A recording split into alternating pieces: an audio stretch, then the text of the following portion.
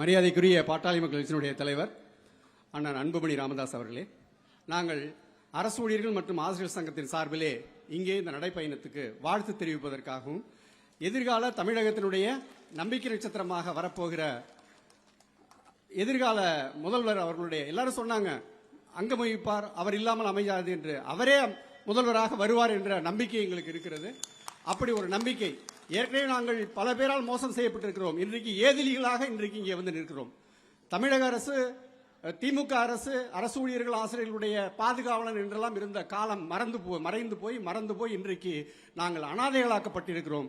எங்களுடைய கோரிக்கைகள் தமிழகத்தினுடைய மக்களுடைய வாழ்வுரிமை காக்க, எதிர்காலம் காக்க வந்திருக்கிற மருத்துவர் ராமதாஸ், அன்புமணி ராமதாஸ் அவரிடம் இதனுடைய கோரிக்கையை தெரிவிப்பதற்காகவும் உங்களோடு சேர்ந்து அவருக்கு எங்களுடைய வாழ்த்துக்களையும் எங்களுடைய ஆதரவையும் தெரிவிப்பதற்காக இன்றைக்கு வந்திருக்கிறோம். இன்றைக்கு இந்த மார்ச் என்று சொல்லும்போது ரெண்டு வரலாறு தந்த நடைப்பயணங்கள், ஒன்று தண்டி மார்ச், இன்னொன்று மாவோனுடைய லாங் மார்ச்.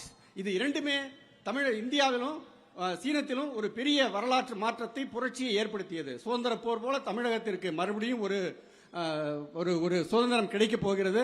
அது மருத்துவர் அன்புமணி ராமதாஸ் அவர்களுடைய தலைமையிலே கிடைக்கும். எங்களுக்கும் எங்களுடைய கோரிக்கைகள், நாங்க ஒன்னும் கேட்கலீங்க, எல்லாரும் மாதிரியும் பென்ஷன் தான் கேட்கிறோம்.